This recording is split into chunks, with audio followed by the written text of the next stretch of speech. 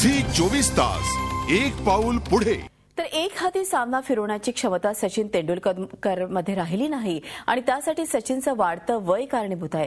त्यामुळे आणखी किती काळ खेळायचं याचा निर्णय सचिनने घ्यायला हवा असं मत भारतीय संघाचे माजी कर्णधार दिलीप वेंगसरकर यांनी व्यक्त केलंय।